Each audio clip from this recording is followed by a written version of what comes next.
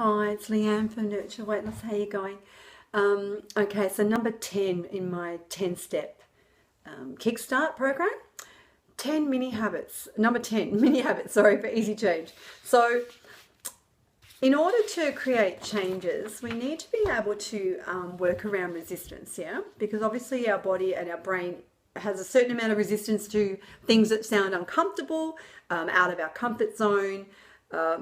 It's funny how it's all built in, right? So it all takes care of you, but sometimes that can work against you. So we need to be a bit braver. We need to work out ways to get around that. Now, to create habits, there was a gentleman called Stephen Guise who came up with he wrote a book called Mini Habits, right? So he was extremely overweight and he obviously hated exercise and had a resistance to exercise. He created what he calls a mini habit of one push-up challenge, right? So once a day he would do a push-up. Now, clearly he had no resistance to that, right? Even his brain couldn't come up with a reason why he couldn't do one push-up, because of course he physically could.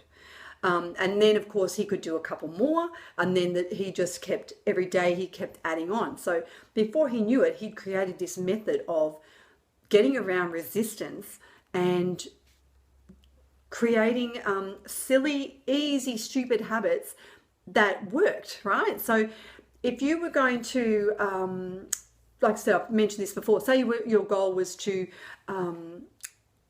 drink 1 to 2 liters of water, right? So you're trying to get healthy, you're trying to lose weight, but of course that's way too daunting if you keep looking at that. So you might choose that you're going to have half a glass. In the morning you have half a glass, right? And then you might have one mid-morning, half a glass. So he even suggests something as silly as just getting the glass out, right?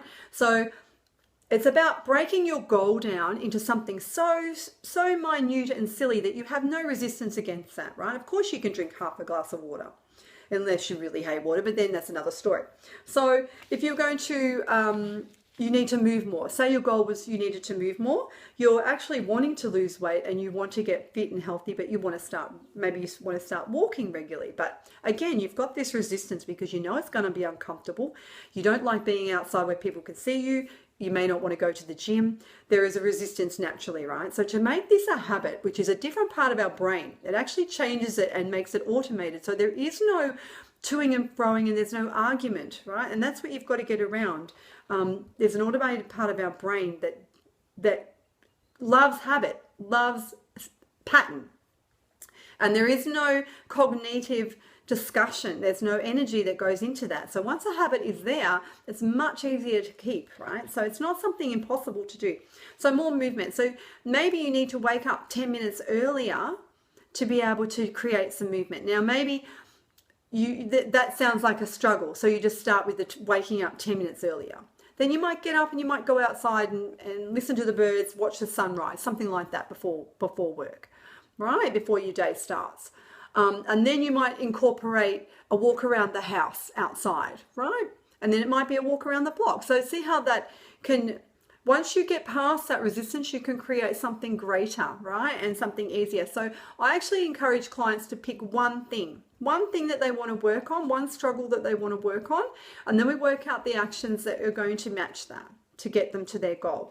So, same with sleeping. Say you're getting to bed too late and you're not functioning very well. So maybe sleeping more, getting to bed earlier, 15 minutes earlier. Now that might be, that doesn't sound like much, but maybe 15 minutes earlier and you get to read. Or there's some sort of reward in that, right? If I love reading. So if I can go to bed 15 minutes earlier, I can even read a chapter or two. That's fine with me, right? So see how you can create these silly habits. They're so little. It might be doing yoga in the morning and you're in your PJs. You're stretching in your PJs. A glass of water with lemon in it. This is an example of a habit, making a mini habit, right? You might choose to read something, to listen to an iPod,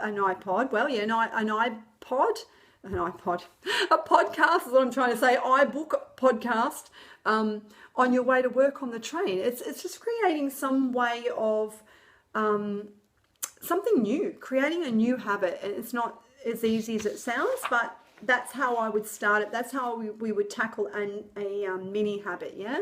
So if that makes sense, Yeah, we can talk more on that. I love that. Look up his book, Stephen Guy's Mini Habits. He did one for weight loss as well, but fascinating, right? Great.